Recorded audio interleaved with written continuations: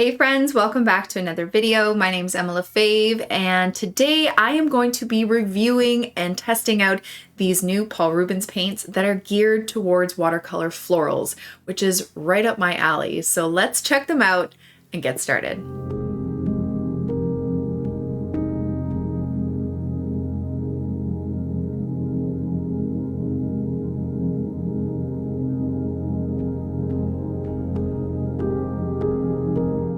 Okay friends, so today I'm so excited because I get to unbox and test out this brand new watercolor set from Paul Rubens.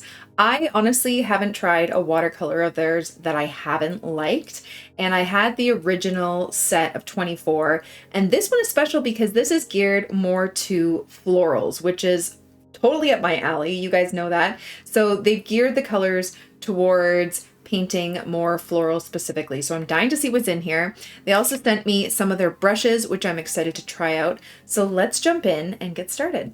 Okay, so first I'm just gonna open up the box, which is really beautiful. And the tin I know is very similar to the original tin that I had, like the color. So it comes in their like signature pink Paul Rubens tin, 24 colors. So we have a little pamphlet here with all the pigment numbers. Most of it, or all of it, is in Chinese, but they do have the pigment numbers there. And then they have a little swatch card here with the pigment numbers, so you can kind of line up the pigment numbers. And they do have the color names on the actual little stickers here, so you might want to save that. But here are the colors. So we have permanent lemon yellow, permanent yellow medium, permanent orange yellow, Indian yellow, Chinese red, peach light, I'm curious to try out, rose red, magenta, nickel yellow, lavender violet, which lavender is so my color right now. I'm just absolutely loving it. I'm so excited that they included that.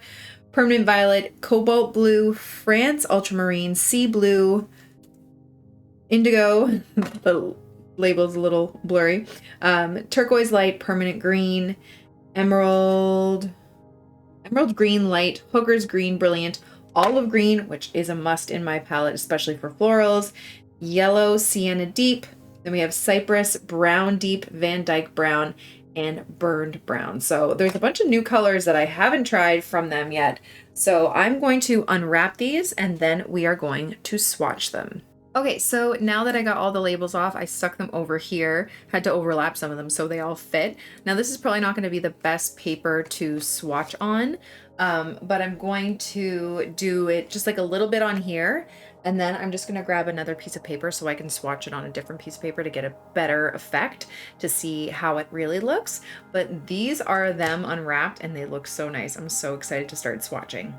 Okay, so I'm using their brush. This is the size 4. This is a size 4 round extra fine watercolor brush. It's nice and soft, so more like a mop brush, which holds a lot of water, which is nice of a change for me because my brushes that I have created aren't mop brushes like this, so it's nice to have a variety. Okay, so I'm going to start with the first color, which is permanent lemon yellow.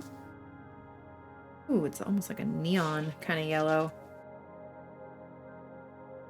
And I've always said, like, I love Paul Rubens paints. They activate so easily and they're just so bright. Sorry, hopefully you guys can see that.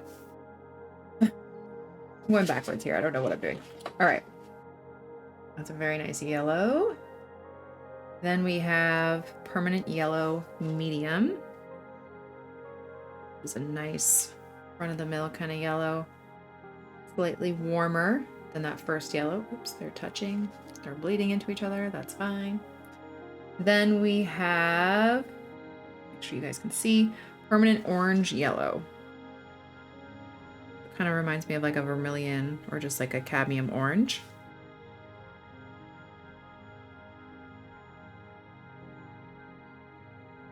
Honestly, it doesn't really take much to activate these paints, which is so nice.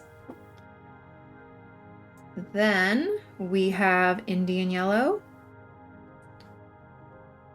That.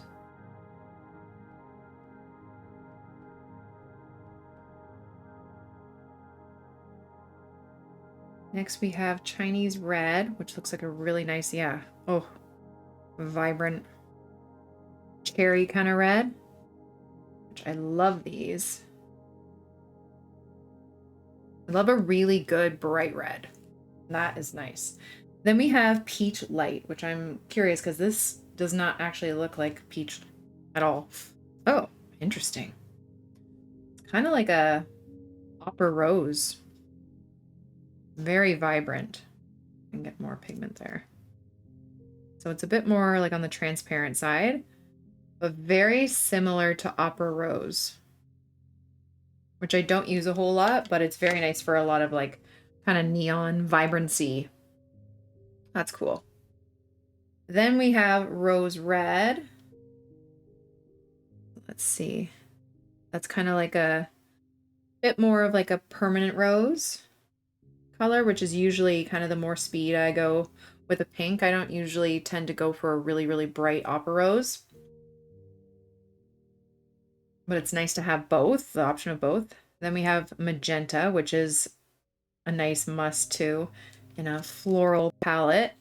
You have some really nice pinks, which, because it's a floral palette, is really, really nice. I feel like a lot of watercolor palettes don't have the variety of pinks that this does, which is excellent. Okay, then we have this nickel yellow, which is placed over here, and I don't know why. But it's almost kind of like a green gold, which is nice. That's new in their palette. I would have placed it up here somewhere with the other yellows, but that's kind of cool. That's a nice color. And then this lavender color, dying to try out. I don't know why I've been so obsessed with lavender lately, but like, look at that.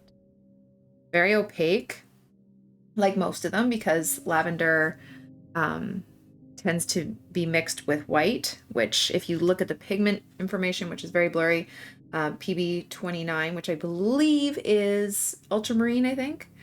And then PV3, which is a violet, and then PW6, which is a white.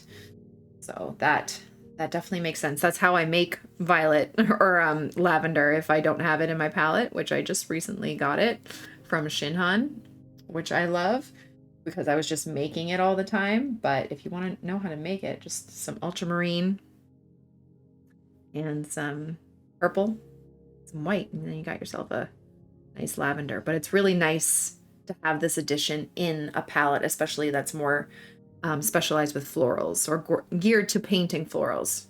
And then you have this beautiful permanent violet, which is such a nice, I love a deep purple like this for mixing purposes. Dioxazine violet kind of vibe. That mixed with the Chinese red would be beautiful. Even mixing that with green, you can make a beautiful gray or like a dark, deep kind of plum color. A lot of good mixing opportunities for the permanent violet. All right, then we have cobalt blue, which seems to be a standard in a lot of palettes. But again, I do love a good cobalt blue.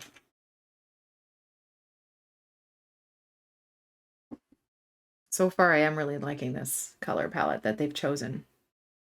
Then we have France Ultramarine, which I think is just French Ultramarine, which is one of my favorite colors of theirs. Yeah, love a good ultramarine. That doesn't like come off too granulating either, which is really nice. Sorry for the sound in the background. Of course, someone's always mowing the lawn at this time of year. Then we have Sea Blue, which kind of feels like a turquoise, or Phthalo Blue. Very similar. Then we have Indigo. Yeah. Which I love indigo also for mixing colors too. Then this cobalt, no, it's just turquoise light, but I have something similar in my other palette, which is cobalt turquoise light, which is also beautiful. A lot of people love this color and have asked what color this is in some of my other palettes. And so that's really nice to be included in here because most of the time it's not. So that's a really nice addition. Then we have permanent green, which is funny because I would never use this color on its own. Never. Like for floral painting, but it does have really good mixing capabilities. So if you didn't have any other green, but you had this green in your palette and then a bunch of other colors to mix it with, you can make some beautiful greens. So that's, I can see the value in a green like that, but I would never use it on its own. Then here we have emerald green light.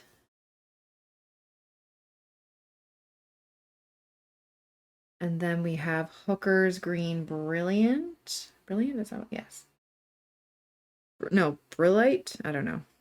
Ooh, that's nice. See, that's more my speed of a green. Love a nice dark, kind of moody. This has like, it's some of the other Hooker's greens that I've had, they're a bit more like this, but darker. This is actually a nice kind of like a foresty green that has a bit of a muted tint to it, which I really, really like.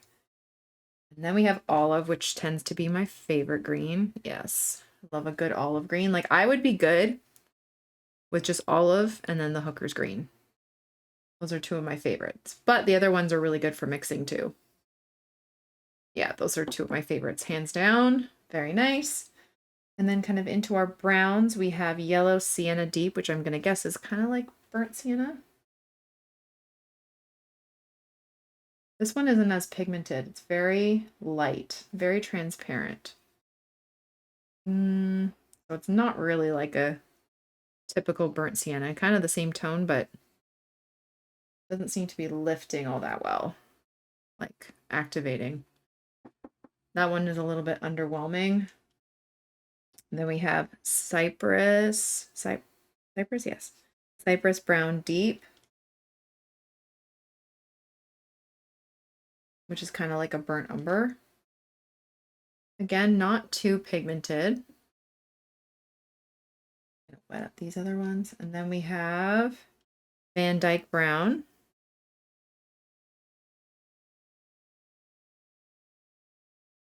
Which is very similar to the previous brown. A little bit darker. Yeah, this one's a little bit darker. I probably would have just added a black.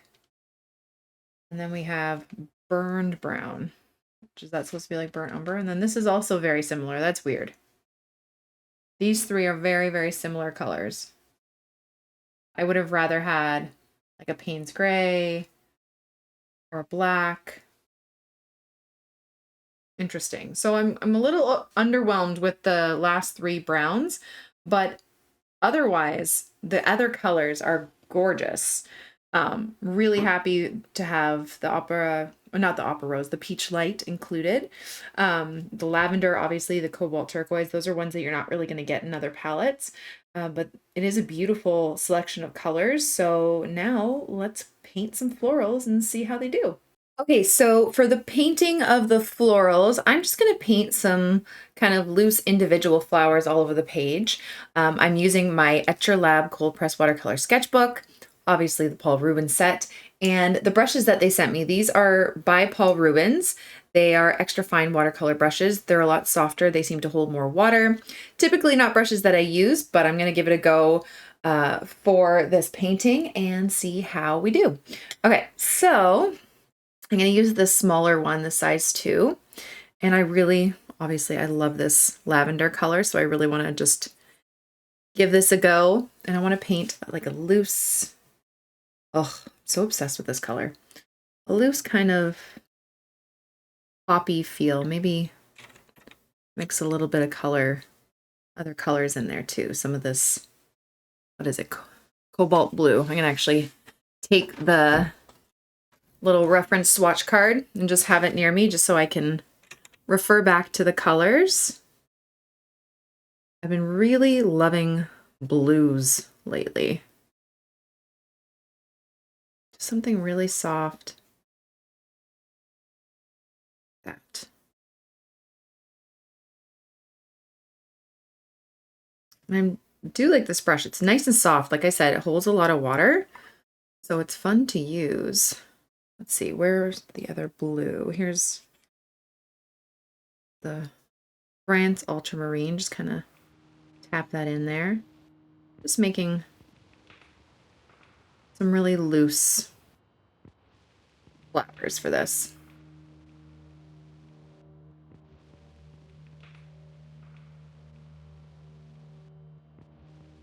Grab a green. Love the olive green. I just got to get used to this palette. Always with a new palette, I have to remember where certain colors are. Olive green there. Let's do a nice little chunky leaf. Maybe a little bit of the darker green too. I have a feeling I'm going to be using a lot of these two colors, these two greens. So pretty. Okay, I'm going to let that dry and then do a little bit more on it after. Let's do another one. Let's do kind of like one of those cone flowers. I love working with a new set of paints. It's so satisfying when they're like not messy or dirty. They're just so pristine. They're so much fun to use. Okay, so I have the Indian yellow color. I'm gonna grab some of this brown. So like I mentioned before, the only thing that I'm not thrilled about with this palette is this, like the last 4 colors. They're like the same browns, which is really confusing to me why they would do that. Like I would love a darker brown or black or even like Payne's gray with this palette. It's just, it seems like there's like 3 of the same color, which is very odd to me, but I don't know. Maybe there's something to it. I have no idea. Okay, I want to use this Opera Rose, even though it's going to be like super bright. I'm just making bright florals. And I'm just using my pressure stroke to do light, heavy, light pressure and get these fun petal shapes.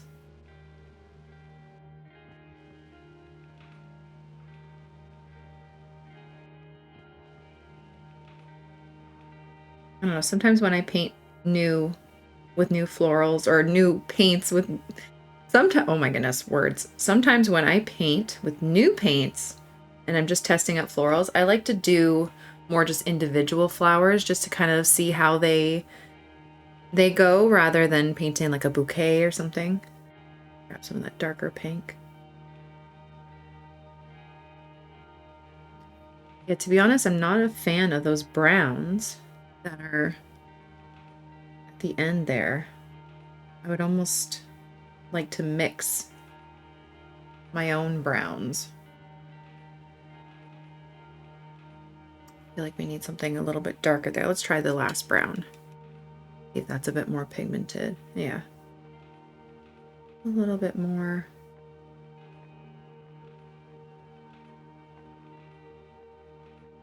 Those tiny little dots. That. Let me grab green. Let's try this green. Mixed with a little bit of the dark. Have it come down. Whoop.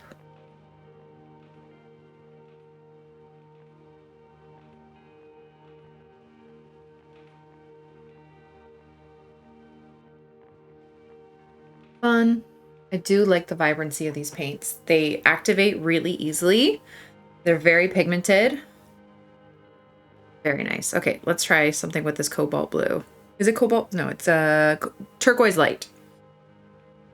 Just because I feel like we need to use this color for something. What kind of flower? Maybe just like a simple little blue flower.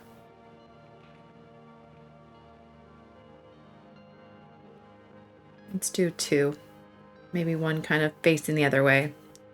This would be really nice for like a turquoise water in like a landscape, a beach scene. A little bit more of blue and just kind of tap it towards the center.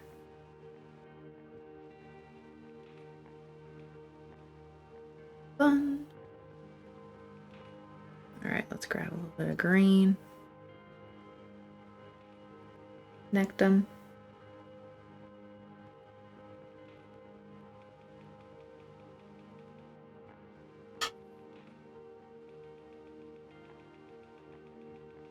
I like the brushes, but they're just very soft.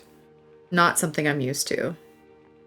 I definitely like my brushes better just because when I helped design them with Craftimo, I wanted them to be stiffer and snappier. I just find they're a little bit easier to control.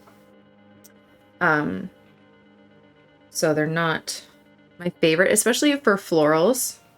If you're ever new and with watercolor and trying to figure out what materials you should buy, keep in mind that like brushes specifically, they perform differently. So a brush like this that you see with the kind of black bristles, they feel softer. They take a little bit more to kind of snap back into place. They tend to be a little bit more difficult to control compared to a brush like mine, which is a lot stiffer and it snaps right back. So these for beginners, I find, are a lot easier to control. So just keep that in mind if you are looking to purchase new brushes or anything like that. Okay, I'm going to go back to this one. Let's do a little bit of line work. Maybe a bit more blue. There's definitely a little bit harder to control. But for big washes and stuff, and like for softer blending and landscapes, these kind of brushes are perfect for that. So keep that in mind as well. All right, I'm gonna grab some yellow, kind of bring it to the center. Got that orange.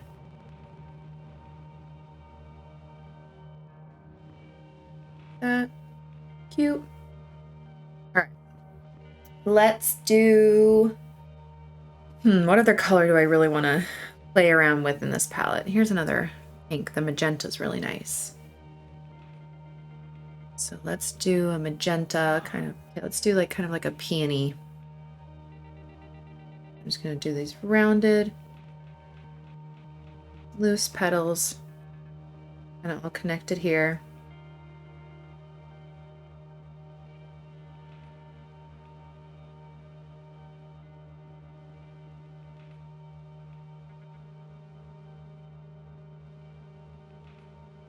One kind of falling down here.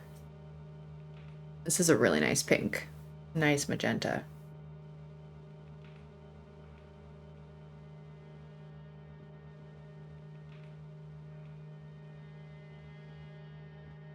That. And the drying issue, I don't know if you guys can tell on this, like there's some splotchiness. That's my paper. Right now, I love my Etcher Lab paper. It's not the best for soaking in color sometimes. Not soaking in color, but just maintaining a consistency across the whole paper of just staying wet. It's a great paper for a sketchbook, but it can be a little bit trickier to maintain the wetness over the whole thing at the same time. So that's not the paint, that's definitely the sketchbook. Also, it is my room. My office right now is pretty warm. So it's drying in places pretty fast. This is too bright. I'm gonna grab some blue. That deeper.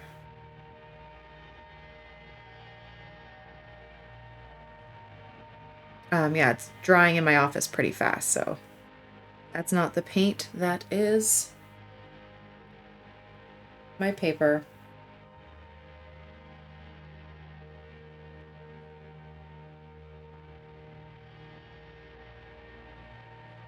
Grab a little bit, where's the purple? Purple is right after lavender.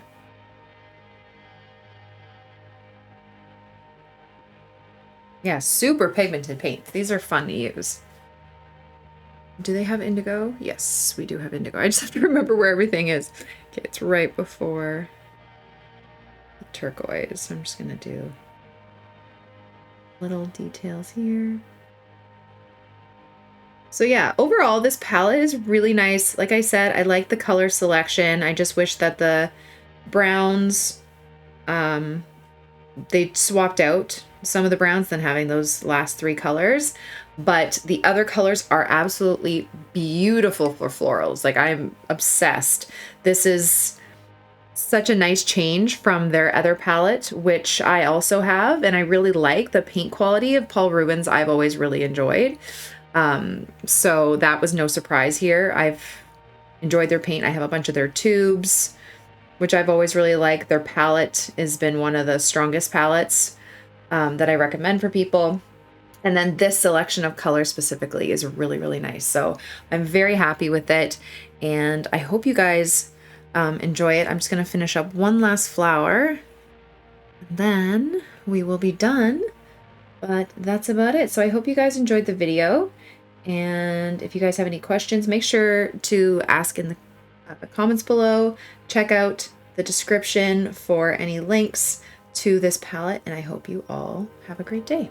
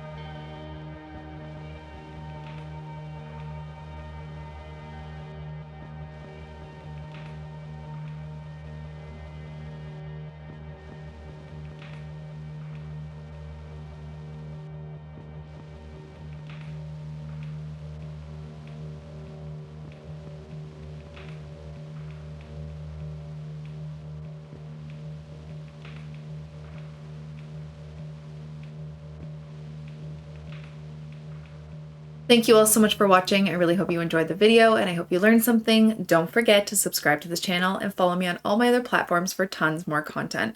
Have a wonderful day, guys. Bye.